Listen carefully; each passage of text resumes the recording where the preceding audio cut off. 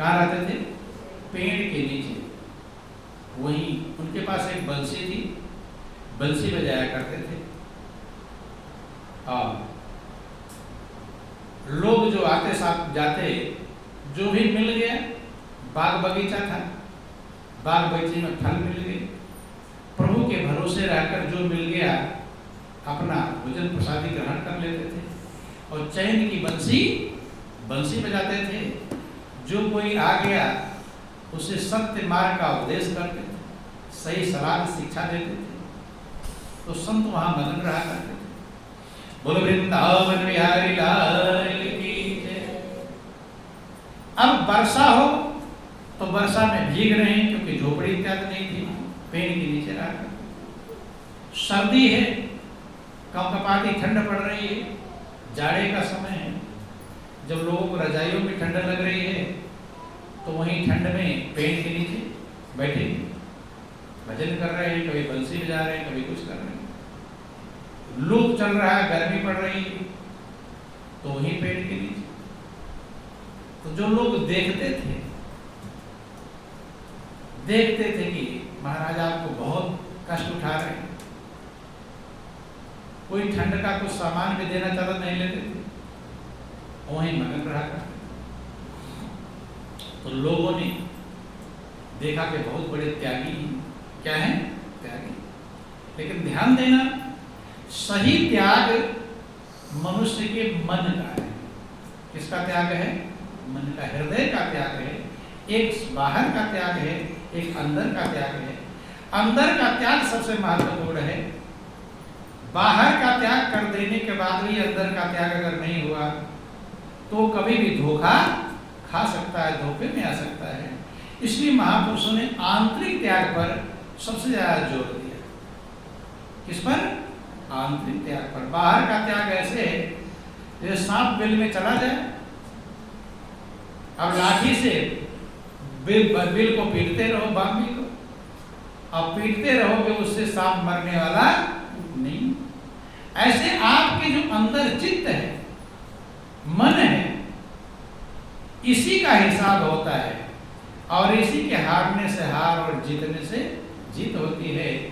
कि मन के हारे हार है और मन के जीते जीत, कहीं कबीर हरि पाइए मन ही के प्रति। लेकिन लोगों को बाहर का ही पसंद है, बाहर में दिखाई पड़ रहा है त्याग, तो लोग सोचते बहुत बड़े त्यागी बंधु। लेकिन महत्वपूर्ण किसका है? अंदर का है।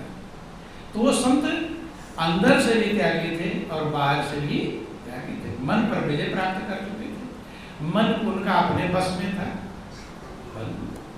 तो लोग जाते थे, कोई कहता झोपड़ी बना दे, उन्होंने कहा नहीं, झोपड़ी की जरूरत, कोई कुछ। राजा के अब भीड़ लगने लगी, लोगों क्या लगने लगी? भीड़। लेकिन वे सद उपदेश, सद शिक्षा देते थे। राजा गया, राजा को भी थोड़ा जीवन की शिक्षा दी।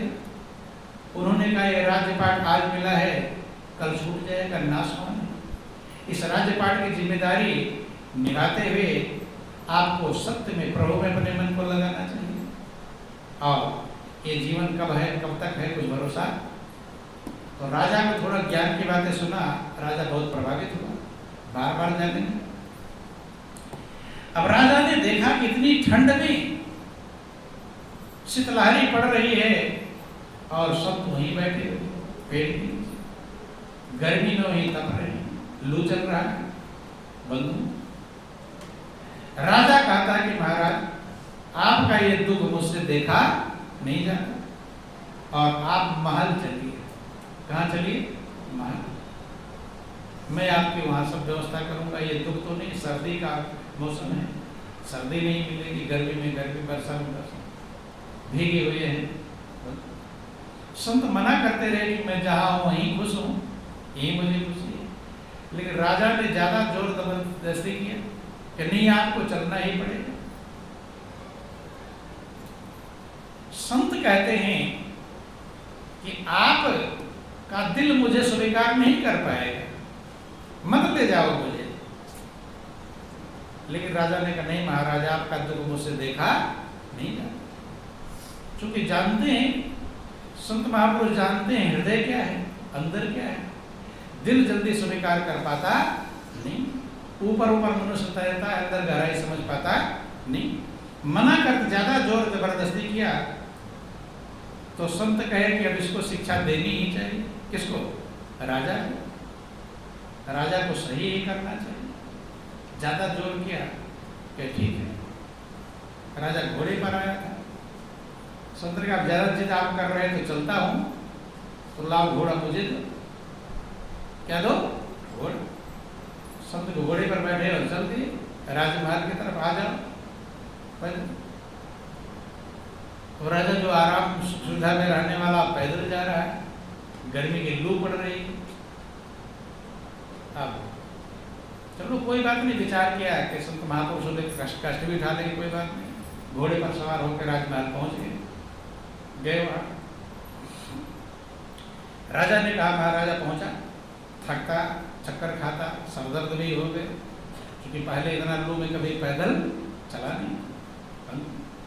घर पहुंचता है, एक अच्छे महल में व्यवस्था बना दिया उनकी कि महाराज वहाँ की सुख सुविधा आप यहाँ पर रहिए, सारी व्यवस्था।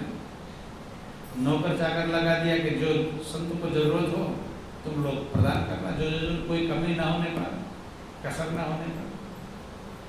अब संत वहाँ रहने लगे, बंसी वही है, वहाँ भी बजाने। चूंकि अंदर की गहराई अलग है, अंदर का सुमिरन अलग है और बाहर का दिखावा अलग है। राजा को शिक्षा देना था। संत ने जितना नौकर राजा के थे उससे ज्यादा नौकर अपने लिए रख लिया। नहीं समझ, ध्यान देना। बोलो वृंदावन बिहारी लाल की।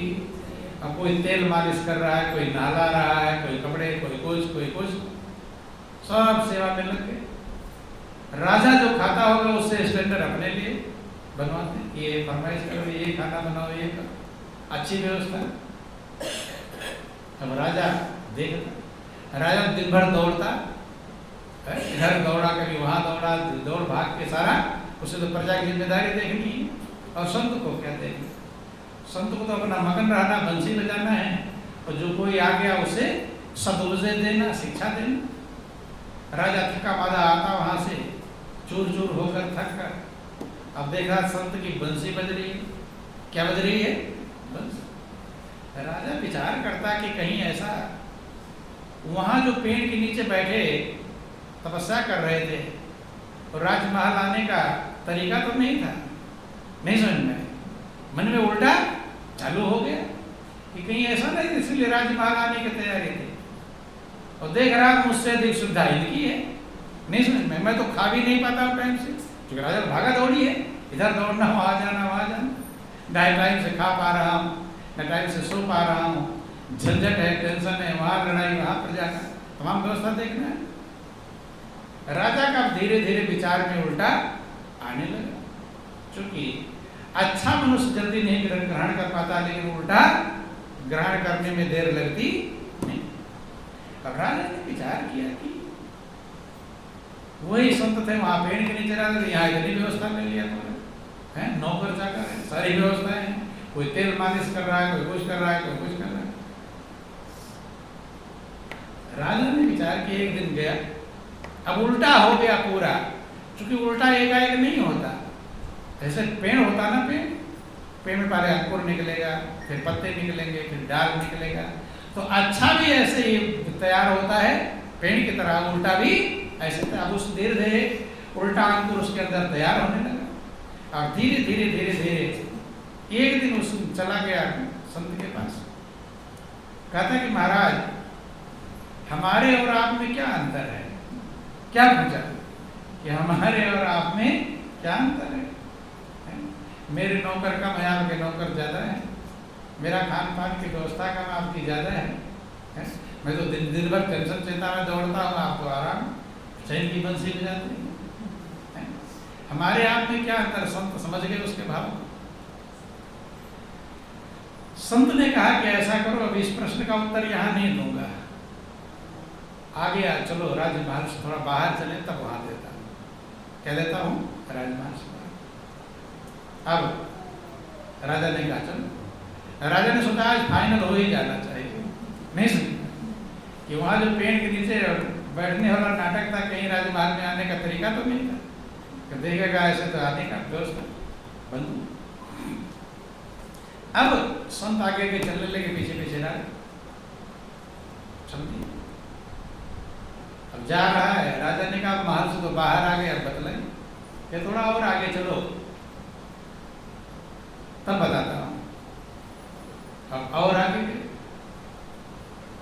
और आगे जितना भी दूर जाता, राजा तो पैदल चलने वाला नहीं, चल चल के था। जब थक गया, कहा महाराज बता तो तू, बताना है कि आगे चलो तभी तो बताऊंगा। कहते हैं कि आपने कहा था थोड़ा आगे चलो, थोड़ा आगे चलो। अब कितना आगे चलूंगा, मुझे तो राज्य की चिंता, उसके मन में क्या है? इधर जाता रहो, उधर राज्य की जिम्मेदारी कौन देखेगा? नहीं समझ, उधर तो काम भी है। संत कहते बता तो दिया, क्या कहते हैं, एक शब्द तो आपने बोला नहीं, आपने तो एक और आगे चलो बताओ, आगे चलो, क्या बता दिया मैंने, उत्तर तो दे दिया। कि क्या उत्तर दे दिया, बोले तो नहीं। उन्होंने कहा यही है अंतर कि मैं जा सकता हूं, मुझे चिंता नहीं है। चिंता है मेरे पास, कोई चिंता, अच्छे अच्छे सुख सुविधाएं थी। ये सुख सुविधाएं इसीलिए मैंने लिया था कि इसके छोड़ने में, भाई सुख सुविधा मिल जाए तो आदमी कहता नहीं सुख सुविधा मिल गई कैसे छोड़ूं, नहीं समझ। वो कहते मैं अपने अंतर में स्थित हूं, मुझे अंदर से खुशी मिलती है, अंदर की शांति मुझे मालूम है कि बाहर के सामान तो तुम्हें दिखाने के लिए मैंने लिया था, नहीं समझ में। जो नौकर चाकर थे, जो खान पान के सामान थे, जो ऐश्वर्य की व्यवस्थाएं थी, ये तुम्हारे लिए, तुम्हें दिखाने के लिए, तुम्हारी शिक्षा के लिए लिया था कि मैं इसे प्रयोग भी कर सकता हूँ और छोड़ भी सकता हूँ। उन्हीं सामानों का प्रयोग तुम कर रहे हो, लेकिन तुम नहीं छोड़ पाओ, नहीं समझ में। तुम्हें चिंता है, तुम उस पर आधारित हो, तुम्हें वही सामान सुख में सुख देने वाले साधन हैं, हमारे सुख से देने वाला साधन अंदर है, नहीं समझ में। वो सामान रहे तो मैं आनंद मन रहूंगा, और ना रहे तो भी आनंद मन। उनके प्रयोग करने से और ना प्रयोग करने से मुझे कोई अंतर नहीं, लेकिन तुम्हें अंतर है, तुम अब नहीं चल पाओगे। आओ मैं जाता, अब यही है अंतर। तो राजा ने विचार किया कहीं ऐसा तो मैंने, मेरी अकल गड़बड़ तो नहीं कर दी। देखो ध्यान देना, मनुष्य के अंदर दो रव आता है, कभी उल्टा और कभी सोचा कि मेरे अंदर कहीं गलत तो मैंने नहीं कर दिया। संत तो इतने महान थे, उनके प्रति मैंने संशय कर लिया कि आराम से सुविधा भोग के लिए शायद यही काम किया। बंद। राजा भी कहने लगा महाराज मुझसे गलती हो गई, आप लौट चलो महल। अब मैं संशय तो मन में, मेरे मन में बहुत दिनों से एक चक्र घूम रहा था, आपके प्रति उल्टा भाव भी पैदा हो गया, तो अब मुझसे गलती होगा, आप वापस लौट चलो। संत ने कहा कि मुझे लौटने में कुछ दिक्कत नहीं है, मैं तो लौट चलूंगा, लेकिन तुम्हारा मन नहीं योग्य है, इस मन को योग्य बनाओ। संत ने कहा अब मैं नहीं चलूंगा। अब उसी पेड़ के नीचे, कहा जिस पेड़ की, क्योंकि हमारा आत्मानंद अपने पास है, दुनिया के सामान आनंद नहीं प्रदान कर पाते, आपके अंदर से आनंद मिलता है, शांति मिलती है। और जो लोग दुनिया के सामानों में आनंद ढूंढते हैं, सुख ढूंढते हैं, उन्हें सुख के बदले दुख मिलता है, उन्हें आनंद के बदले टेंशन मिलता है, क्योंकि उसमें है नहीं। वो आनंद आप ही के पास, आप ही आनंद के भंडार। अगर किसी को मिला है तो अंदर से मिला है, बाहर से कभी किसी को मिला नहीं। बाहर में भटकने वाले भटकते रहते हैं और रोते रहते हैं, कितना सामान बटोर लेते हैं, आनंद के लिए तो बटोरते हैं, और जितना बटोरते हैं उतना ज्यादा टेंशन में आते कि नहीं आते? अपने दिल से पूछो, कभी आपके पास बहुत कम व्यवस्थाएं थी, अपना हिसाब लगाना चाहिए, क्योंकि अपना अनुभव सबसे बड़ा अनुभव होता है। बहुत कम व्यवस्थाएं थी, आप शायद जितने मगन थे, जितनी ज्यादा व्यवस्था आप फैलाते जाते हैं, उतना आपको टेंशन, चिंता, बेचैनी बढ़ती जाती। इसलिए महापुरुष कहते हैं ये व्यवस्थाओं से कुछ नहीं, व्यवस्थाएं ज्यादा रहें चाहे कम रहें, आपको अपने अंदर में स्थित होना, आत्मा में स्थित होना सीखना चाहिए। उस सुख को प्राप्त करना चाहिए जो आपका निजी सुख है, जिसमें किसी का हिस्सा वो सिर्फ आपके लिए बनाया गया है।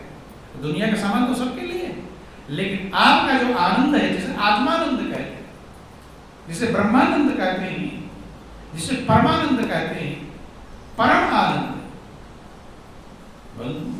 वो आपके पास मौजूद है, सबके पास मौजूद है। कि सबके पल्ले लाल है और सबई साहूकार, ओ गांठ खोल पर खा नहीं या विधि रहा कंगाल।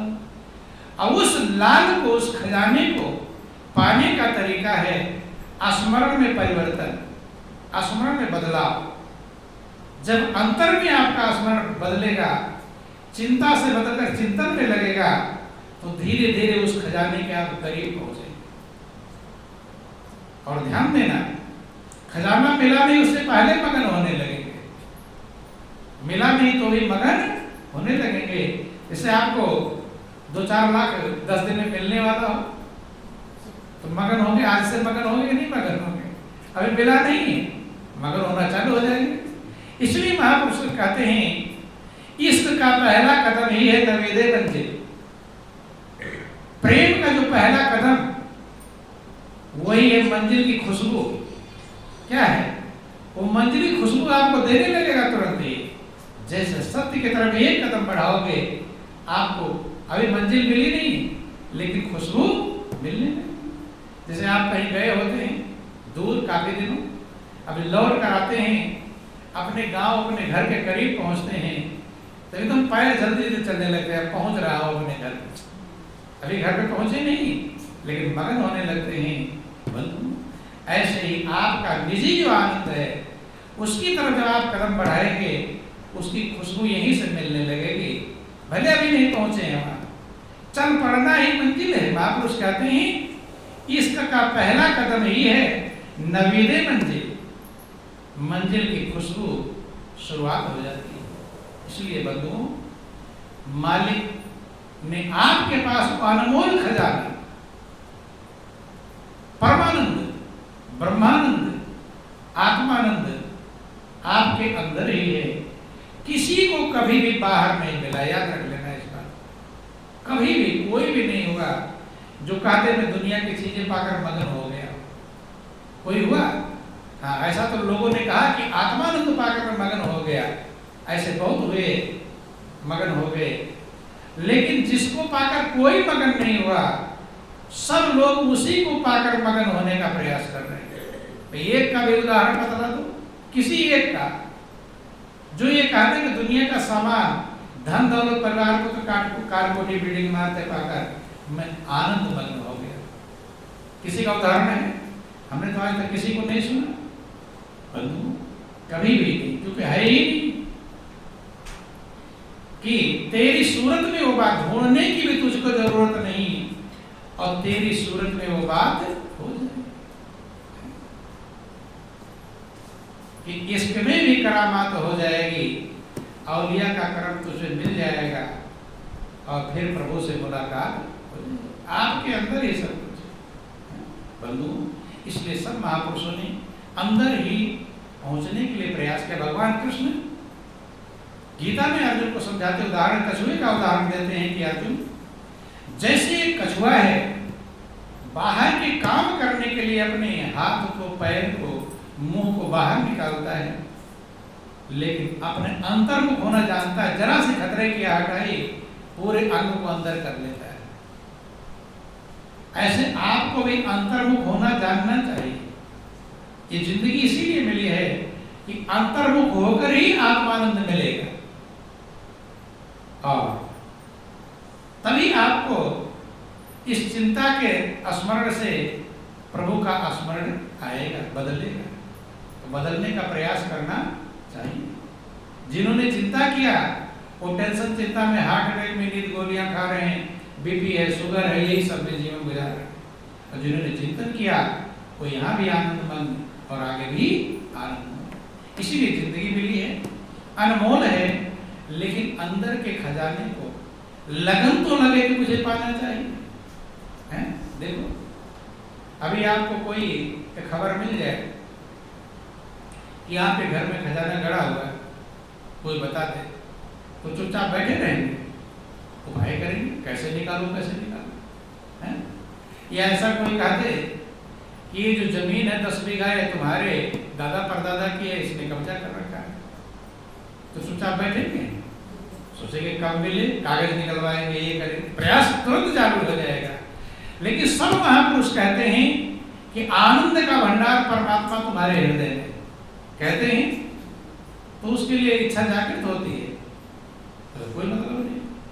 खेत के लिए चालू हो गया, खजाने के लिए तुरंत चालू हो गया, रात को नींद नहीं आएगी, सुन रहे खजाना मेरे घर में गड़ा है, नींद आएगी, सोचेगा किसके पास जाऊं, कैसे निकले, कैसे नहीं है, रात को उसी चिंता में लगे। लेकिन सबका महापुरुष कहते हैं कि आनंद का भंडार प्रभु आपके ही पास है। रामायण लिखा गया कि व्यापक एक ब्रह्म अविनाशी और सत चेतन घन आनंद राशि, अस प्रभु हृदय अछत विकारी और सकल जीव जग दीन दुखारी। जो सत्य है, चेतन आनंद का भंडार, वो आत्मा, वो परमात्मा आपके हृदय में, लेकिन सकल जीव जगदीन, उसको इतना सुन लेने के बाद भी कभी मन में विचार नहीं आता उस खजाने को पाऊं, कोई मतलब नहीं, यही भूल है, यही अज्ञानता है। लेकिन वो विचार भी कब आएगा, जब बार बार सत्संग प्राप्त करेंगे। क्या प्राप्त करेंगे? चूंकि संशय है मन में, दुनिया की बात कोई कह देगा पूरा पक्का, और लेकिन अंदर की बात कह देगा वहां मन पक्का नहीं होगा, संशय, और संशय दूर होता है सत्संग से। कि तमय होई तव संशय भंगा, और जब बहुकाल करिए सत्संगा। बहुत समय जब सत्संग करोगे, सत्संग की रगड़ चलेगी, तो धीरे धीरे पत्थर भी कट जाएगा बंधु। इसलिए तब आपके अंदर ये प्यास जागृत होगी कि मुझे वो खजाना, वो आत्मानंद चाहिए, वो परमानंद चाहिए, जो मेरा ही निजी चीज है, मेरा ही खजाना स्रोत है, आनंद का भंडार है, जिसके लिए हमारी आत्मा जन्म जन्मांतर से बेचैन है। कैसे मैं पाऊं? बिना सत्संग के विचार संभव नहीं है। बिन सत्संग विवेक ना होए, और राम कृपा बिन सुलभ न सोई। इसलिए विचार करें, मनन करें। इतना तो विचार करना चाहिए कि सब महापुरुष कह रहे हैं कि तुम्हारे तू दीन नहीं, तू हीन नहीं, तू तो इस जग का प्राण सके, और कुछ अपना अंतर खोल जरा, मैं रत्नों का भंडार बना। सब महापुरुषों ने कहा है, तो एक ने धोखा दिया, सबने धोखा। सारे शास्त्र, वेद पुराण, 4 वेद, 6 शास्त्र, 18 पुराण, 108 उपनिषद, गीता पुराण, रामायण, बाइबल, सभी ये कह रहे हैं कि तुम्हारे अंदर अनमोल खजाना। तो जिसने पाया उसने कहा, और आप उसी के अधिकारी।